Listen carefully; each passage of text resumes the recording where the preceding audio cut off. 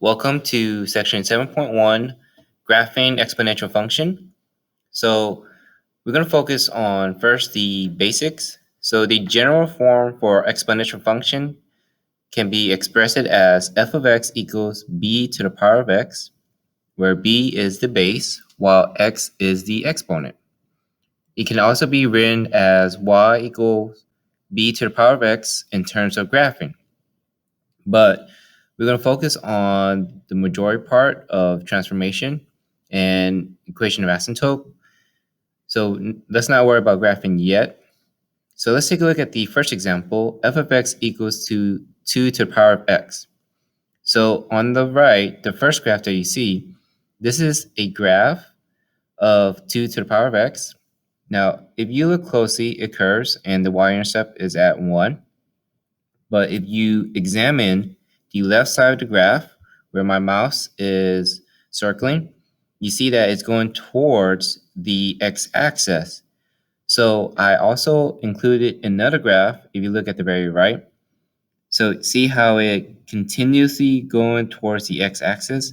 So over this part, it looked like it overlaps, but if you were to use, for example, a graphing calculator or a website such as Desmo, if you were to zoom in, so let me circle this particular area. So right here, if you zoom into this section, as you zoom in closer and closer, you can see that it doesn't really overlap. It's actually, there's a little gap in between. So the reason I want to talk about this, because this is going to relate to equation of asymptote and domain and range, particularly the range. So it looked like it overlaps, but if you were to zoom in, there's always going to be a little gap as the graph approaches towards negative infinity on the x-axis.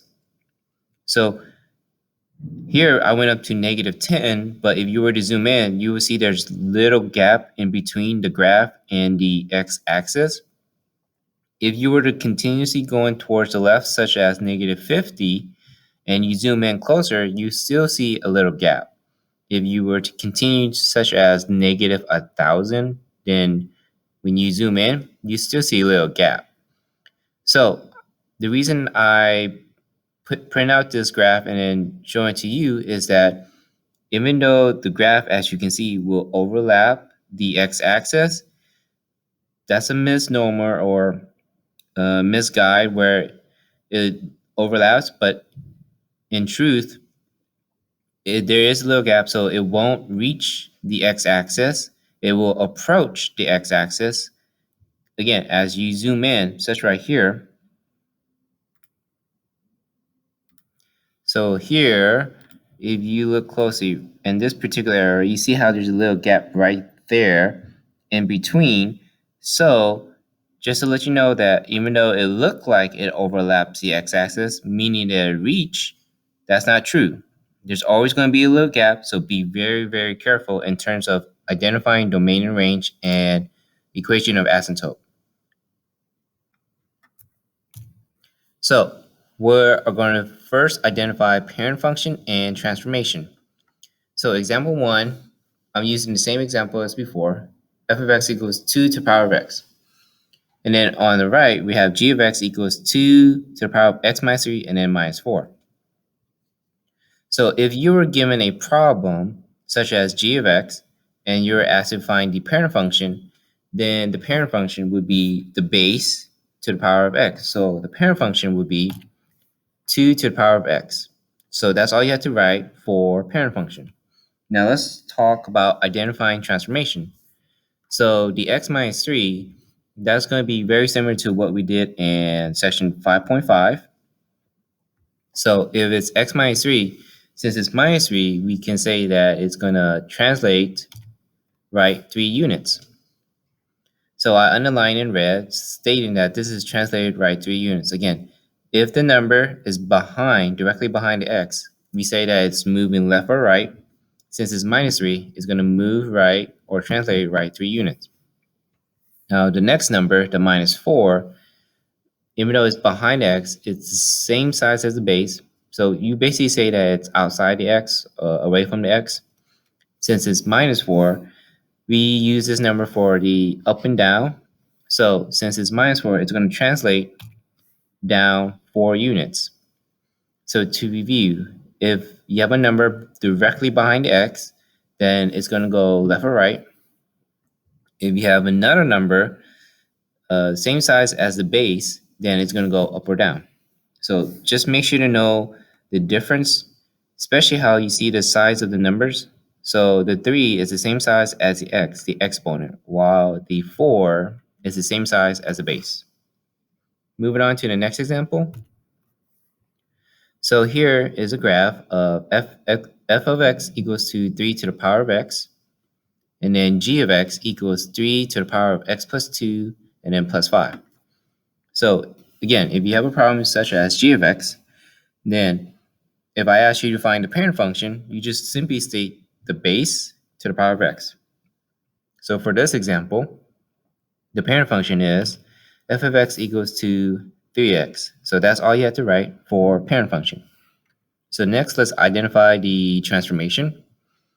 So here we have x plus 2. So that plus 2 is directly behind the x. So again, any number behind the x is left or right. So in this case, since it's plus 2, it's going to translate left 2 units. Next is the plus 5. So it's not directly behind x, but it's the same size as the base. So we're going to, since it's positive, it's going to translate up 5 units. So again, to review, the plus 2 that is directly behind the x is left 2 units, and the plus 5, which is the same size as the base, and again, is in the back, it's going to be up 5 units.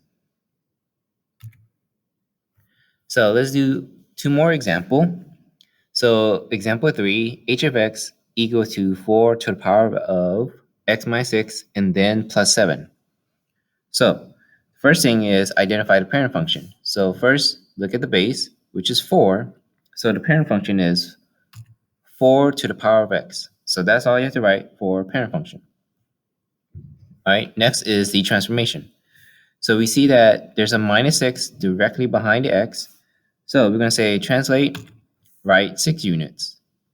And then we have the plus 7. So it's a positive 7 in the back. So since it's positive 7, it's going to translate up 7 units. So that's all we have to write for transformation. Let's move on to example 4. K of x equals to 5 to the power of x plus 1, and then minus 9. All right, so when identifying the parent function, we look at the base. In this example, the base is 5. So the parent function is 5 to the power of x. That's all we have to write. All right, next is the transformation. So we have the plus 1 that's directly behind the x. So since it's plus 1, it's going to translate left 1 unit. Next is the minus 9, which is in the back and the same size as the base. So since it's in the back and it's a negative 9, so it's going to translate down 9 units. So that's all we have to do for this example in terms of parent function and transformation. All right, in this next part, we're going to want to talk about when there's a negative in front of the base. So again, I have included a graph of 4 to the power of x.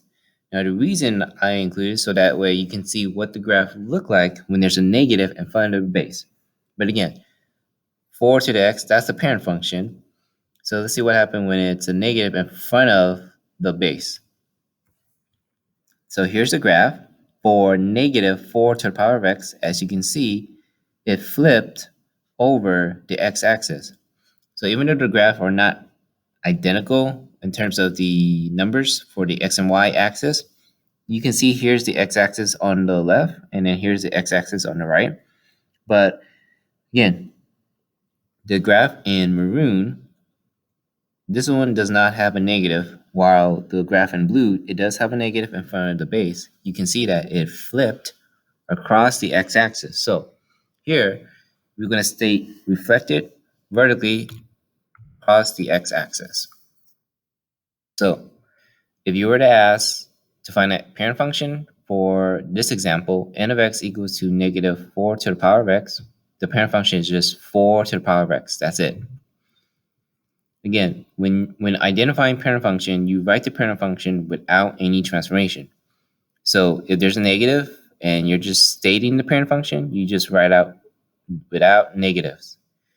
Here, the transformation is reflected vertically across the x-axis. So let's do some examples. All right, so example 6, g of x equals to negative 3 to the power of x plus 8. So if I ask you to find the parent function, then you just simply look at the base, which is 3. So the parent function is 3 to the power of x. All right, so next, let's take a look at this negative that's in front of the base. So since it's in front of the base, we're going to state the transformation as reflected across the x-axis. Next, we see this is a plus 8 directly behind the x. So this one we're going to state translated left 8 units. Moving on to example 7, p of x equals to negative 6 to the power of x and then plus 2. So if I ask you to find the parent function, you look at the base, which is 6. So the parent function is 6 to the power of x. Next, let's look at the negative that's in front of the base. So it's similar to example 6. Since there's a negative in front of the base, we're going to state the transformation as reflected across the x-axis. Next is the plus 2. So the plus 2 is not directly behind the x, but it's in the back. So we're going to state this transformation as translated up 2 units. So that's all the transformation for example 7. But again, I would ask you to compare example 6 and example 7. Example 6, the plus 8, that was for the left 8 units, versus for example 7, the plus 2 is for up 2 units. So make sure you know the difference on the numbers, regardless if it's moving left or right, or up or down. But in terms of a negative in front of the base, we're going to clarify and confirm as reflected across the x-axis.